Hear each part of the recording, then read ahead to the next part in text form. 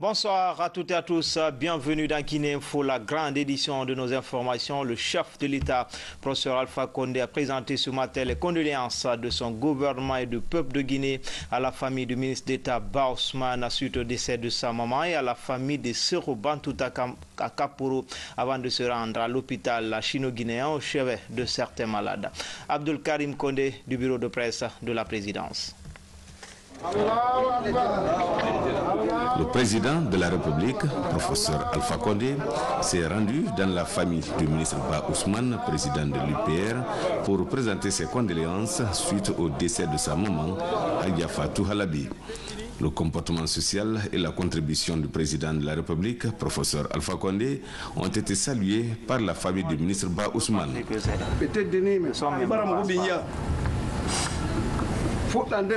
Khafia fole Alhaji Masamba Dioma ko feƴƴini Alhaji Masamba Daruna ka digine to lakara siganena be habe be hiwri siganena Alhaji Masamba feƴƴini Alhaji Masamba fan to lakara tabi alado e monu be mini premier ministre ina premier ministre asamba gouvernement fo anu gouvernement ni be yamori kambe tigi ita yati naka yamari raba de fure o woto fure ka siga ta fe ndanyande fure hoto na leri fure mini fe konakri ka fe ko menen ɗum ɗon no yoni men nayi tan sewake nayra liiɗi menen mi yiggita tantaɓe ɗum ɗon e munne manama si hildi ke ɗon ɗo man naɓar dangi ɓe ƴetti bureau meɗen ɓe ordoni bureau meɗen naɓe kadi nawnoyi ha tawi Alhaji Soumani ala ɗo iɓara yamarira ba mugungaɓa fura Ba Ousmane muna be iɓara yamarira ba naka e kana tongo e kasika dandande ɓe naɓiɓe ñawdoyi iɓara sa dandam ɓe yimmi ka ɗo ɓe seeni ka watte sadaka i famma gumanno sadaka ra ba fe manna ka taluna ɓe tawi koyene tawtodirta e sali wo mbiri nannar bama ɗum fof ko hande gollen nabiri hama senfe ko en goto won keri nara en seedata omu fatamma wona laamu gon tooni hakkude men e maɓɓe mangeya ban san kamuna won tagi enɗan no hakkude meɗen nga keri yalu tina won tagi ɓe fuɗɗinoke ka Mamma Saliou amen isa folo ka fi Mamma Saliou leri nde ñande kaɓe seeni naloɓe fayi sigane hande kasi ɓe seeni ke ɗo ina fa to fan haray juhame na tammoytere naati haray menen e tan haray mi yejjitantaɓe ɗum e mundemma ko ñande wo ñande kuyeyo kuyeba min ɓe nayɓe duwa e duwawra bami ɓe si goɗɗo goo no wolde goɗɗum kam riɓete fende palama minen meɗen andi ko ɓe lumiére Afrique e ta kolo Afrique yamba miɗinira koɓe lumiére lagine lagine fayi tan on laginera yambare meɗen andi kone feƴƴude lagine ɗo a fefe dangi fe ɓe kolum depuis 60 minen meɗen ɗo a fi 60 naɓe. Le chef de l'État s'est rendu aussi dans la famille de Sero Bantouta, ancien maire de la commune de Ratoma, qui a tiré sa révérence cette semaine ici à Conakry. Le porte-parole du doyen de Kaporo, El Hajnou Lamine Souma, a félicité et remercié le président de la République pour son soutien pendant la maladie de Sero Bantouta. Le professeur Alpha Condé s'est également rendu à l'hôpital sino-guinéen où le commandant Alpha Fansina Douno, en service à la présidence de la République, est hospitalisé et la sœur du président de la République, professeur Alpha Condé, Hadjadiaba Condé. Tous ces patients ont béni pour le chef de l'État pour sa vigilance sociale en Guinée.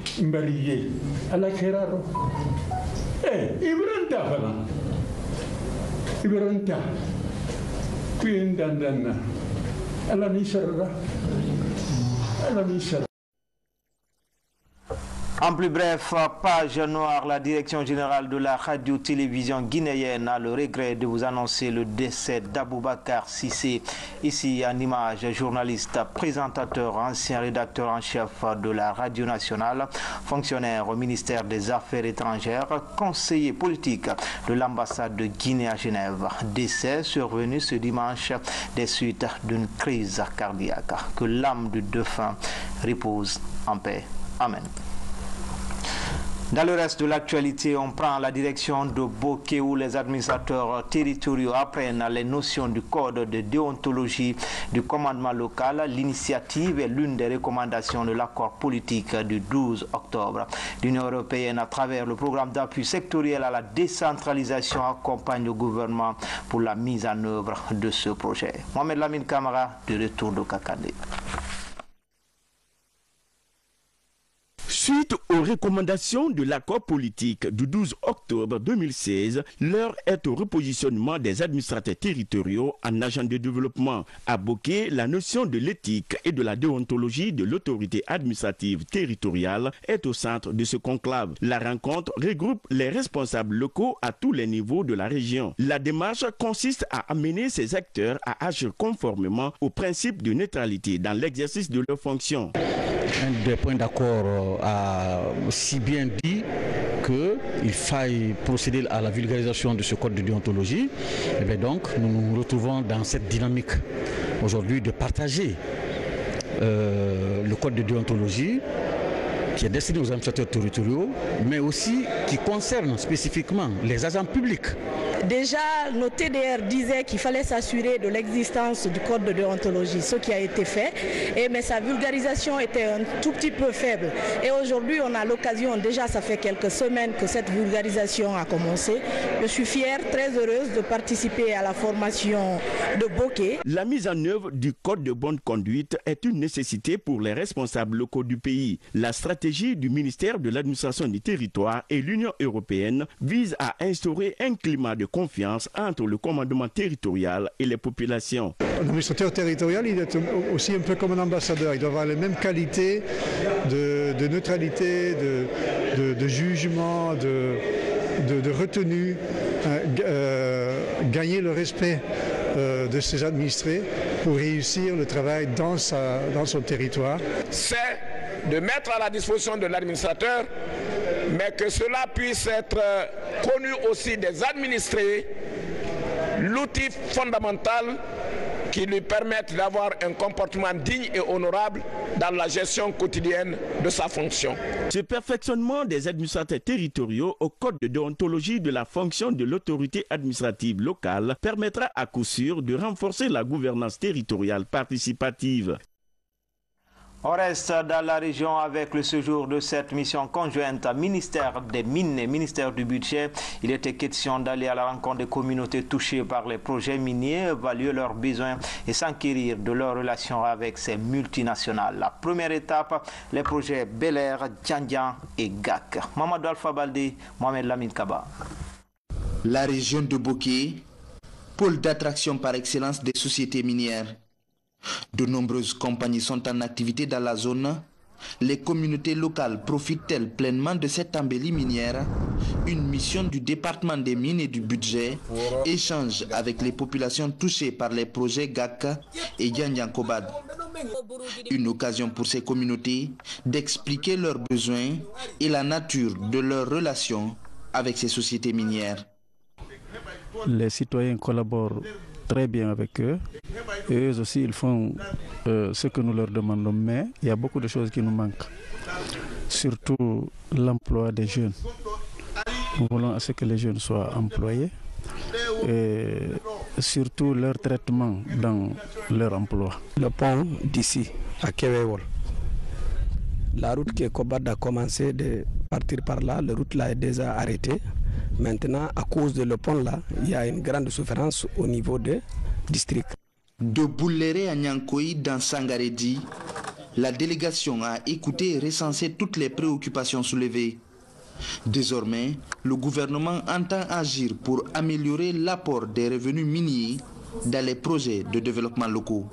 Nous rencontrons les sociétés minières pour pouvoir discuter de nos préoccupations au niveau central, des préoccupations des administrations au niveau déconcentré, mais aussi des préoccupations des populations à la base, pour qu'ensemble nous puissions prendre en compte la résolution, que nous puissions prendre les dispositions nécessaires à la résolution de toutes les préoccupations légitimes des différentes parties prenantes. Dans le Kakandé, le patron du département des mines a aussi désamorcé la crise qui couvait entre des travailleurs et la direction de la compagnie de bauxite et d'alumine de Djandian.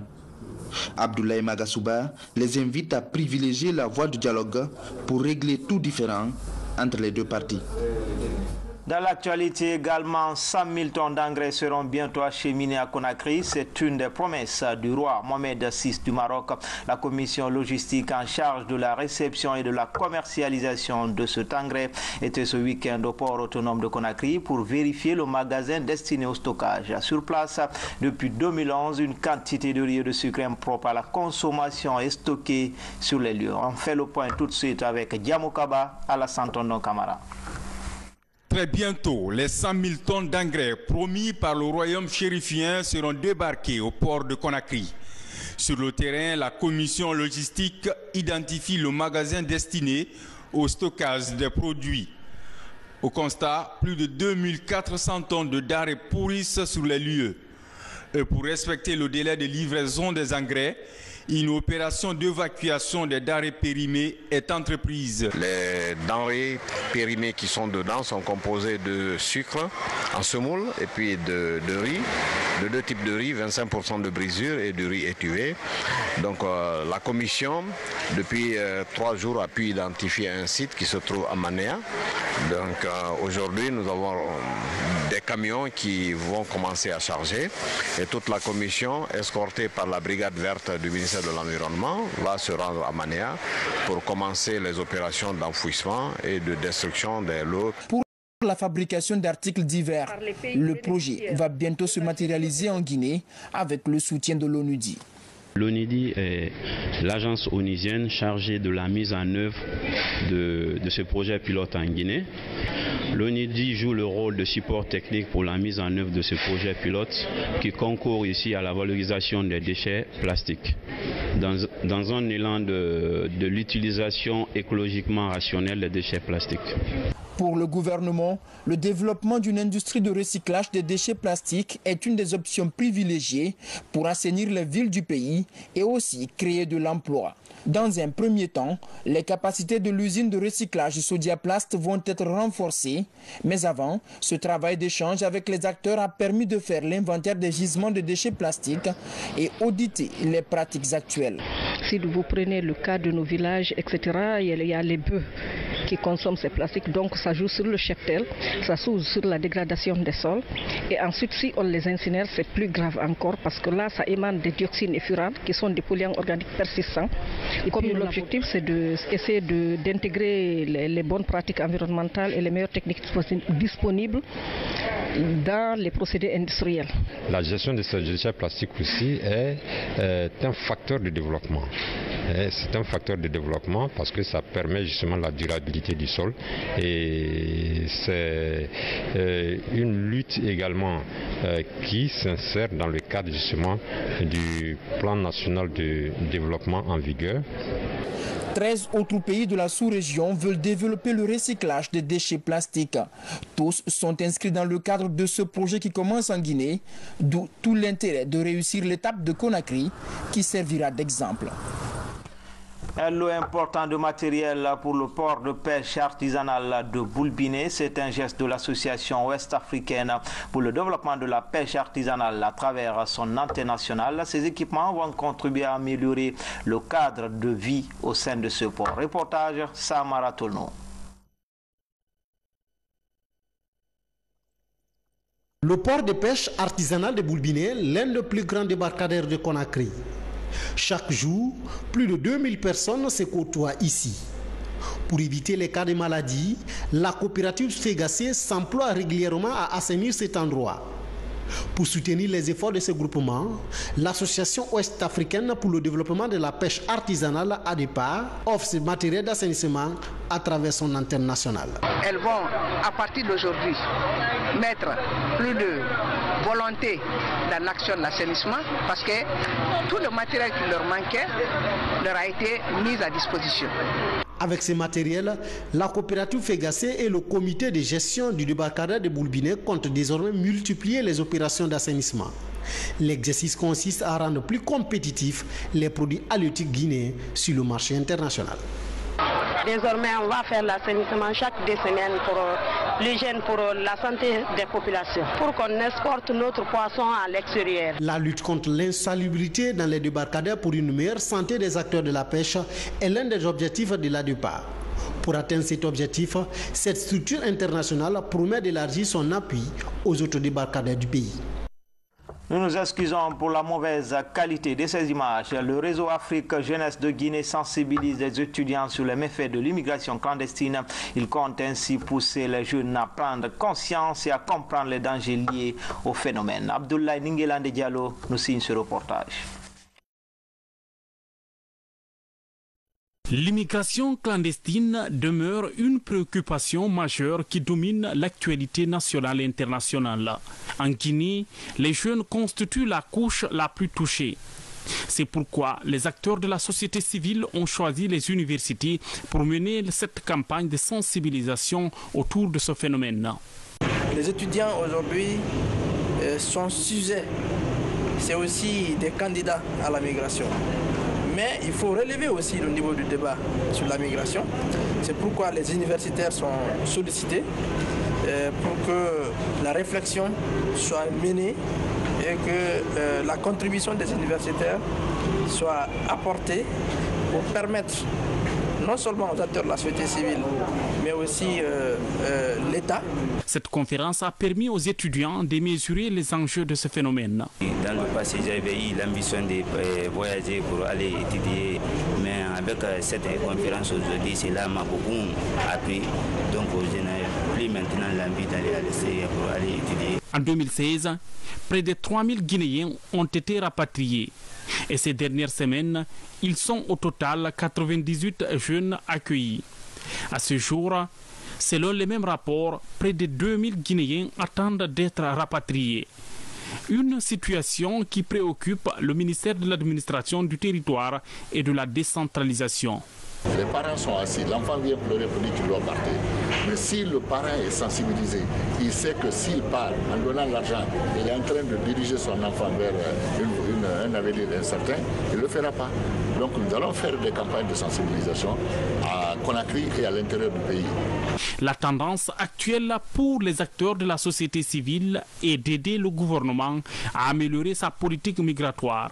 Une politique qui prendra en compte non seulement des préoccupations des jeunes, mais aussi se conformer avec les conventions et autres traités liés à la migration. En dehors du continent, sur le pays de l'Oncle Sam, les travaux de la 61e session des Nations Unies pour la condition sur la condition de la femme se poursuivent à New York en marge des travaux de cette rencontre organisée par la CEDEAO. Elle mobilise les ministres africaines en charge de la couche féminine autour de l'autonomisation économique des femmes et filles de la sous-région ouest africaine. Fatoumata Samoura, notre correspondante basée sur place, a suivi la rencontre. Voici son compte rendu. À la 61e session des Nations Unies sur la condition de la femme, l'organisation sous-régionale met en exergue le combat de 5 pays, le Sénégal, le Burkina Faso, le Niger, le Ghana et la Guinée, des pays champions en matière de promotion et de protection de la gente féminine. Sur le plan politique et institutionnel, dans le secteur administratif, public et privé, les femmes constituent 28% de l'effectif total réparti de façon déséquilibrée dans les différents échelons de l'administration publique. L'existence des mesures appropriées qui assurent aux femmes l'égalité d'accès et la pleine participation aux structures d'État et à la prise de décisions au niveau de l'administration. 7 femmes ministres sur 33 qui occupent de hautes fonctions ministérielles. Au niveau de l'Assemblée nationale, nous avons 25 députés sur 114 députés. Notre pays s'est doté aussi d'une politique nationale genre et d'un plan national de développement social tout récemment en 2016 pour soutenir tous ces instruments juridiques qui accompagnent les femmes. L'expérience guinéenne en matière d'autonomisation économique des femmes et des filles fait école. Un modèle salué et vivement recommandé par cette assemblée sous-régionale au pays désireux de donner aux femmes toute la liberté financière. Lors de sa visite à Genève, le chef de gouvernement a rencontré les Guinéens vivant en Suisse. Au menu de la rencontre, le respect des lois du pays d'accueil, mais surtout une participation active au développement socio-économique de la Guinée. Hadi Kamara, envoyé spécial. Ils étaient là, nos compatriotes guinéens vivant en Suisse, pour exprimer leur volonté de participer au développement social, économique et culturel de notre pays, la Guinée, à travers la réalisation des projets de construction des infrastructures scolaires et sanitaires. Je commencerai d'abord par les préoccupations relatives aux questions consulaires, car très souvent, nombre de nos compatriotes sont confrontés à des difficultés d'établissement de certains documents. Par exemple, pour l'établissement des nouveaux passeports biométriques, les Guinéens vivant en Suisse ont été obligés de se rendre à Paris ou à Lyon pour se procurer ce précieux sésame. Ces déplacements ont alourdi les frais liés à l'obtention de ce document pour nous Guinéens, confrontés aux difficultés essentielles ici. Le Premier ministre Mamadi Youla a saisi l'occasion pour remercier les uns et les autres et rassurer que toutes les dispositions sont prises pour viabiliser tous les projets destinés à la Guinée pour le bien-être de la population. Le défi, il est peut-être grand, mais ceux qui sont là, ceux qui sont aujourd'hui au gouvernement, ceux qui travaillent aujourd'hui en Guinée ont cette volonté d'amener une nouvelle façon de travailler, une nouvelle façon je dirais pas de faire de la politique, mais simplement de gérer les affaires de l'État pour apporter des solutions concrètes. La rencontre a pris fin par des prières et bénédictions formulées par les sages en faveur de la réussite du gouvernement, des institutions républicaines et démocratiques, de la stabilité et du progrès de la Guinée. Le vernissage de l'exposition photographique Guinée en attente de justice s'est fait récemment à Genève. Une exposition qui met en scène des visages et des témoignages d'hommes et de femmes victimes des principaux épisodes de violence et de représailles qui ont émaillé le pays depuis 1958. C'est le ministre guinéen de l'Unité nationale et de la citoyenneté qui a présidé ce vernissage. Makale Souma depuis la Suisse. Ce vernissage est la synthèse des cas de violence d'État connus par la Guinée de 1958 à 2009. Les victimes sont photographiées dans la rue, la nuit et parfois sur les lieux des crimes, là où leurs vies ont un jour basculé. Des portraits qui dévoilent des regards abîmés mais déterminés dans leur quête de justice. Une œuvre de la Fédération internationale des droits de l'homme et de l'Organisation guinéenne des droits de l'homme, financée par l'Union européenne. La ville de Genève, c'est une ville de démocratie, une ville des droits de l'homme. Donc on estime que si on fait l'exposition à Genève, ça peut aussi attirer l'attention au niveau international. En attente de justice est donc le nom de cette exposition photographique qui se tient à la rotonde du Mont Blanc à Genève. Une exposition qui se fait au lendemain de l'extradition de Toumba Diakité, l'une des pièces maîtresses des massacres du stade du 28 septembre survenus en 2009. Il nous faut du courage, c'est pour ça qu'on a besoin aussi de l'accompagnement de nos partenaires étrangers, des associations qui se battent sur le terrain, la FIDH avec ses partenaires locaux, la MDT, mais aussi les associations de victimes.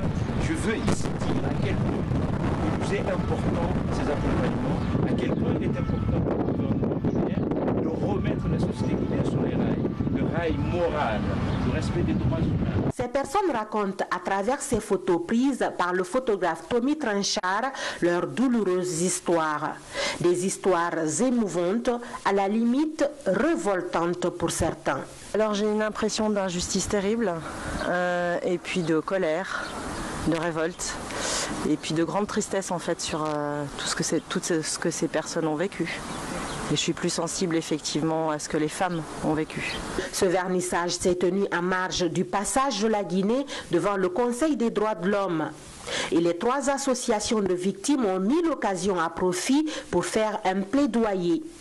Ils invitent à regarder la problématique de l'impunité avec beaucoup de rigueur, tout en sollicitant une aide substantielle à la Guinée pour la tenue de ce procès tant attendu.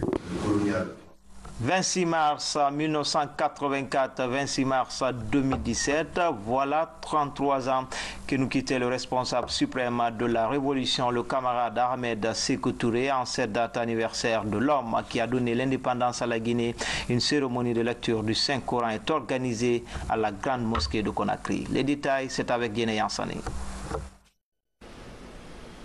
33 ans après la disparition du père de l'indépendance guinéenne, le peuple de Guinée continue de prier pour le repos de l'âme de l'illustre disparu et en reconnaissance de tout ce qu'il a fait pour l'édification de la Guinée. J'étais là le 30 mars 1984. C'était le jour de la prière sur le corps du président Ahmed Sékou Touré. C'était un vendredi. Nous l'avons accompagné jusqu'à la place où nous sommes. Si 34 ans après, nous sommes ici pour se rappeler de cet homme, on ne peut que remercier Dieu, rendre grâce à Dieu et exprimer toute notre foi de reconnaissance. Une visite au mausolée où repose désormais le premier président de la Guinée indépendante et ses compagnons de lutte a couronné la cérémonie de ce 26 mars 2017. Nous pensons qu'aujourd'hui et que tous les jours qui suivent doivent être des jours de souvenirs pour que notre action présente prépare mieux notre avenir. Cette trilogie du temps, elle a été épousée par le président, le stratège Ahmed Sékou Touré. Je suis présent aujourd'hui avec le peuple guinéen pour commémorer la vie passée de son Excellence M. Ahmed Sékou Touré, président de la République. Il était un vrai ami de notre peuple. Il a consacré toute sa vie pour l'émancipation des nations africaines et aussi pour l'indépendance de la République de Guinée. Ahmed Sékou Touré s'est illustré dans le combat pour l'indépendance de la Guinée, mais aussi pour la libération des peuples opprimés. En plus bref, même cérémonie de prière et de lecture du Saint-Coran à Farana, préfecture natale du camarade Feu Ahmed Sékou Touré. Les populations ont imploré la grâce divine pour le repos de l'âme du premier président de la Guinée indépendante. Nous y reviendrons dans nos prochaines éditions d'information. Formation professionnelle à Conakry, l'OIC fête la sortie de la 18e promotion de ses étudiants. Ce sont au total 195 qui reçoivent leur diplôme dans les filières comme la gestion des affaires, le secrétariat administratif entre autres. Ce centre, créé en 1986, bénéficie du soutien de l'USAID. Alpha Yaya Silla nous signe ce reportage. OIC, c'est une ONG locale affiliée à l'OIC international. Depuis sa création le 10 octobre 1986, elle a formé plus de 2000 étudiants dans plusieurs filières. Cette année, ce sont 195 étudiants qui reçoivent leur diplôme de fin de cycle de formation professionnelle. Je suis fier du travail que ici, l'équipe ici a déjà fait. Et dans tous les domaines dans la vie, il y a encore du travail à faire. Donc je suis là pour travailler avec l'équipe pour augmenter ça qu'on a déjà réussi à faire ici en Guinée. Vous savez, à l'OIC, nous avons confiance à la formation qui est reçue. Appuyé par l'USAID, l'OIC Guinée est un centre qui forme les étudiants en certificat d'aptitude professionnelle, en brevet d'études professionnelles, en brevet de technicien supérieur, puis aussi en administration des affaires.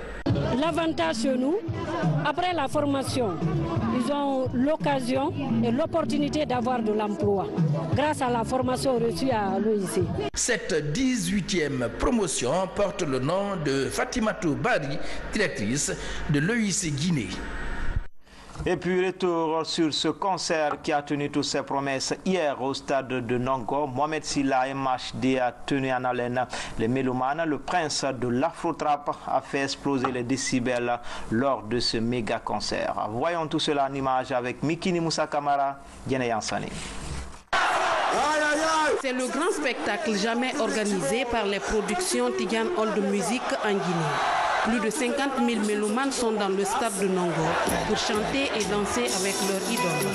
Après 120 méga-concerts à travers le monde au cours de l'année, l'artiste Mohamed Silla MHD revient au Bercail pour partager son savoir-faire avec ses compatriotes avec un seul album éponyme intitulé MHD, une œuvre de 15 titres. Le prince de l'Afro-Trap a eu un double disque de platine en France avec 200 000 exemplaires vendus. Le franco-guinéen a un cachet de 30 000 € par concert. MHD d'abord, sa particularité, c'est que c'est un enfant. Il est jeune, mais il a des qualités artistiques hors pair. MHD rapporte chaque mois au moins en internet, juste page internet, plus de 45 000 € par mois. Juste pour le regarder. C'est ce que ça le rapporte. Donc il est devenu un phénomène commercial de grande taille. Pour sécuriser le concert, 2150 agents ont surveillé le mouvement de la foule. Après le concert, aucun cas de blessure ni de mort n'a été notifié. MHD a vraiment prouvé à la Guinée qu'il est fier d'être guinéen. Et nous aussi, nous sommes fiers de lui et nous le remercions. Bon, ce qui m'a motivé vraiment à être là, je veux lui prouver que je suis une sœur de lui. Et nous sommes de la même famille, parce que la Guinée est une famille. Mon ami à Kelenta, parce que lui c'est un Kelenta.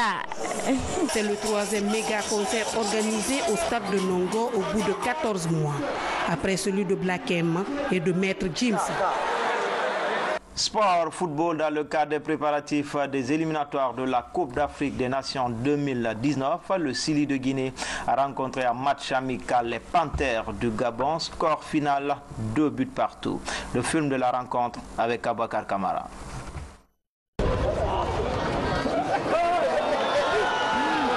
Face à la sélection nationale du Gabon, le Sili national se met en confiance. Dès l'entame de la rencontre, le 10 guinéen François Kamanou a inscrit le premier but. Mais avant la fin de la première manche, le Gabon revient à la hauteur du Sili. La deuxième mi-temps sera conforme à la première. Le Sili est une nouvelle fois rattrapé à la marque. 2 buts partout et le score final. Le plan de jeu, on a été réaliste plus ou moins, mais on a encaissé des buts. Moi, je pense, entre autres, c'est de revoir surtout l'état de santé des joueurs. Moi, je pense, quand je prends Florentin Pogba, il a fallu que je négocie son temps de jeu. Je crois avec lui, le deuxième but, on ne le prenait pas, je pense bien. La blessure du gardien a été aussi un autre facteur. Mais je pense, en voyant cette équipe, si on nous donne un peu de temps, je crois que la Guinée commence à avoir l'équipe qu'il nous faut et une équipe compétitive. Les responsables de la Fédération guinéenne de football qui ont effectué le déplacement apprécient la performance de l'équipe guinéenne. Mais pour la compétition, il y a des imperfections à corriger.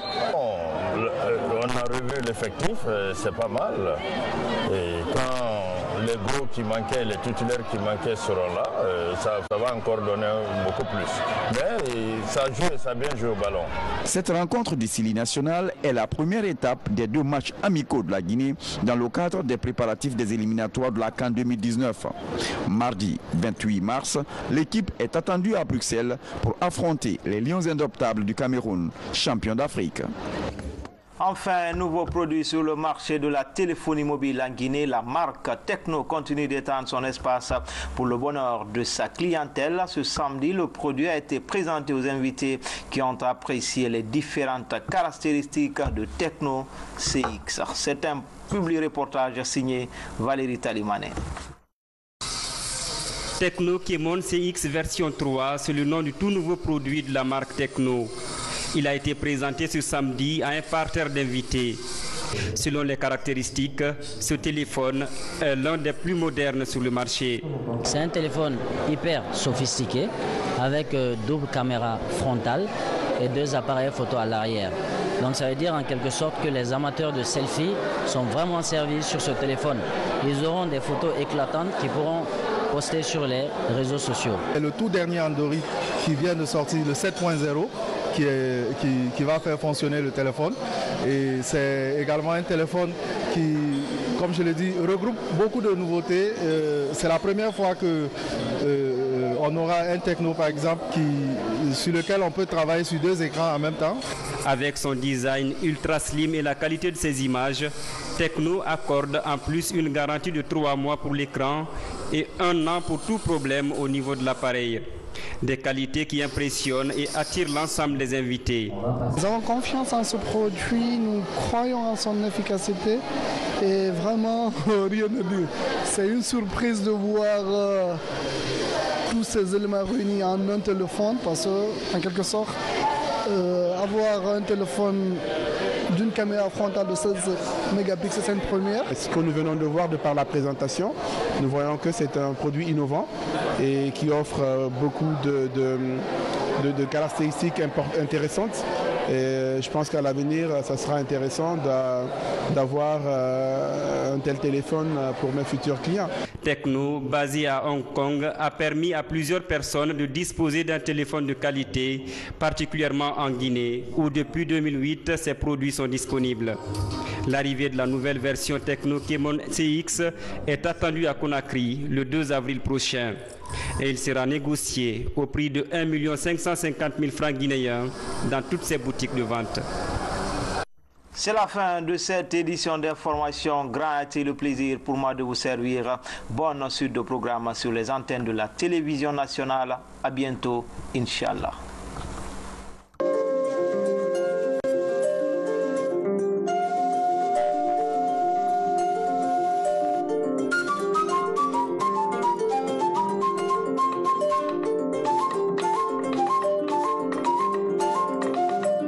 Mars 2017, l'émission Univers des femmes, sous le haut patronage de la première dame de la République, Adja Djené Kone, rendra un hommage mérité à nos sœurs qui évoluent sous les couleurs. Tout le mois de mars leur sera consacré à travers des tables rondes, des interviews.